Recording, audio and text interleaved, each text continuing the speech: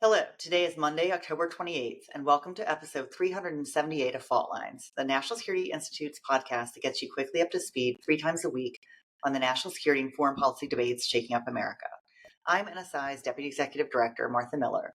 I'm joined today by NSI Advisory Board member Lester Munson, NSI Fellow Jessica Jones, and NSI Senior Fellow Morgan Binion.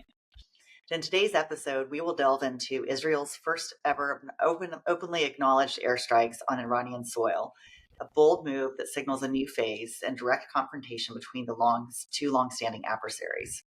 On Saturday, Israeli F-35 fighters struck multiple Iranian military assets in 3 provinces, including advanced Russian-made S-300 air defense systems. The attacks reportedly rendered these defenses unusable, underscoring Israel's technological superiority and opening gaps in Iran's airspace security. These airstrikes were a direct response to Iran's October 1st missile barrage, during which hundreds of ballistic missiles were launched into Israel. Although Israel avoided striking nuclear and oil facilities, the precision of this strike highlights the disparity in their military capabilities. Let's start with Morgan. What is your sense of this strike? Do you think the Biden administration influenced the choices and targeting? And what do you foresee in the coming weeks in terms of any additional actions from Iran or Israel?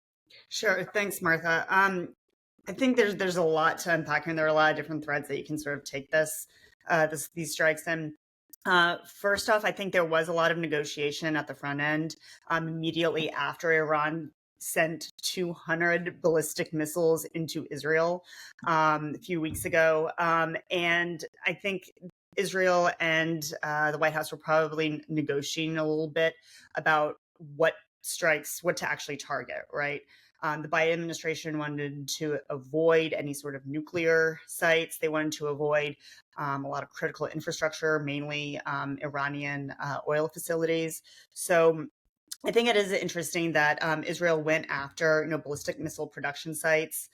They went after Perchin. They went after some military infrastructure here, which I think is necessary and appropriate, but they didn't go wholesale into attacking sites that were perhaps viewed by the White House as escalatory.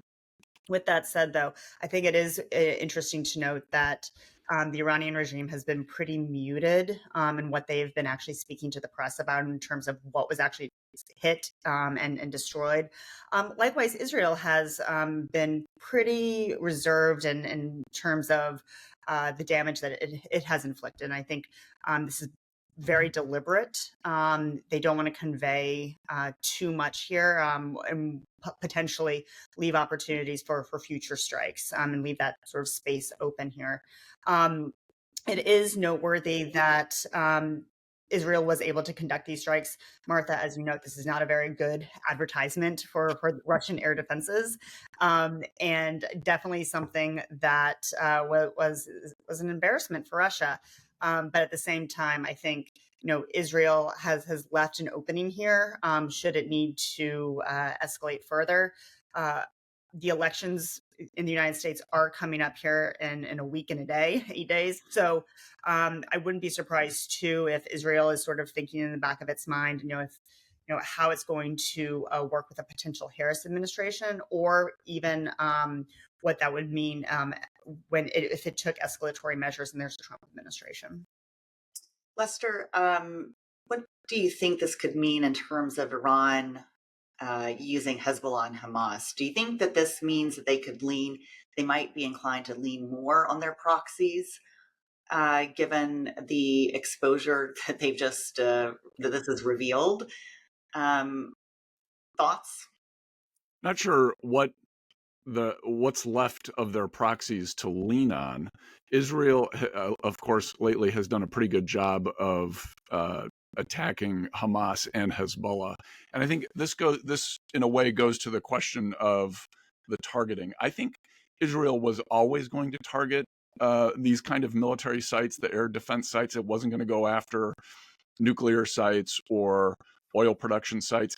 Israel is not interested in escalating this conflict with Iran right now. Israel wants to focus on, in particular, Hezbollah in southern Lebanon right now, but also finishing off Hamas in Gaza. Having a three-front war is not in Israel's interest. It would much rather sequence four fronts. All right, fine, we'll go with four. Houthis, potentially Houthis, although we're kind of taking that one. I do think, so I think it's always been, this was always in the cards. I'm not sure there was any real negotiation between the administration and the Netanyahu government about what the strikes were going to be. I think it was always going in this direction. It's the smart play for Israel. Push off the potential Iran conflict as long as you can while you settle these things with the proxies. Totally agree with Morgan. Wonderful advertisement for Western air defense systems. If you want to buy the Russian system, this is what is going to happen to you. Hello, Turkey, wake up, our NATO friends. Please stop screwing around here. And I guess my only other final thought here is this conflict isn't going away. The long-term conflict between Israel and Iran has been going on for years. Yes, this is a little bit of a step up over where it was before. Israel did have to respond to the ballistic missile attack. This seems like a very smart way to do it. But let's not kid ourselves. The potential for future violence here is very real, and in the medium term and the long term, not necessarily great for American interests. And we should be working to make sure there isn't a much larger conflict going on in the Middle East. So to that extent, I say the administration is doing the right thing by trying to tamp this down. I would criticize them for not having a sensible Iran strategy and not pursuing more economic sanctions. Congress can do something about this. It can move to repeal waivers. It can move to condition waivers. Congress isn't doing that. So shame on Congress for kind of being off the field here. Get in the game, start talking about a tougher strategy towards Iran, put pressure on the administration to do the right thing, and legislate it if you have to. Bertha, before you go to Jessica here, I'm just going to respond to Les. Yes, I agree that Congress should be doing more and removing those waivers on sanctions. There are a ton of sanctions out there, right, that Congress has passed. Yes, they include waivers. That is the only way at this point in time those sanctions are getting passed, right, through Congress. It is the administration that it is incumbent upon them not to use the waivers, right?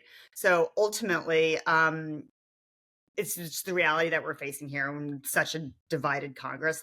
Yes, I agree that there are waivers. I don't think that's, taking them out at this point in time is necessarily realistic. If anything, the administration needs to sack up and actually enforce them. That's not going to happen. Let's change the conversation and have Congress act. Wait, it comes back down to congressional versus executive authority? Congress wow, makes policy. surprise. Yeah, Congress makes policy. Let's go ahead and start doing that. That would be great. Jess, now to you. In a previous episode, we had talked about the fact that Israel needed to reestablish deterrence. Do you think that the strikes on Saturday achieved that goal? I was going to say, this is, I was a little surprised at the limitedness of the operations. But I think, thinking strategically, it does make sense. They've taken out most of Iran's, air defense systems, both those Russian-made, good friends, and their own ones, that they've produced. And so it could just be an opening salvo, right? If I was Iran, I'd be worried, what's the next target? And if they're thinking, Morgan's point that it's been a muted response from Iran right now, we're not hearing much. Khomeini did say, let's not exaggerate or downplay what's gone on. So kind of playing both sides of the fence there. But I'd be worried that if there were to be a next move by Israel, what is next? Oil fields, energy infrastructure, something far more serious, and that I have nothing to do. I can't stop that, right? There are no real air defense systems left. I do think it's, Les and Morgan covered a lot of interesting points. I do find it also interesting that Iran called for a meeting of the UN Security Council, and who is on their side? Russia, China, and I almost paused waiting for North Korea to be said, their little grouping, but it's actually Algeria. And so to the point of whose friend, what friends do they have left? It's not a great showing. And there's not much support. You guys talked about North Korean troops being used by Russia. This is just a weird grouping we've got going on. It seems a little ineffectual as well. And what about the fact that that's happening at the United Nations, and these are Security Council members, the permanent members of the Security Council? I know. And the fact you guys, brought up, you've got, visiting the BRICS summit, right? Like there's weird things afoot. Indeed. Well, and on that note, that's a wrap. So thanks so much to Devlin Burney, Claude Jennings, and the NSI staff for their help in producing today's episode. Join us again on Wednesday, October 30th, for another episode of Fault Lines, the National Security Institute podcast that gets you smart fast on the national security and foreign policy debates shaking up America. Fault Lines is now on YouTube, so check out our channel and watch a video of today's episode. If you like what you heard or saw, be sure to rate, review, and subscribe.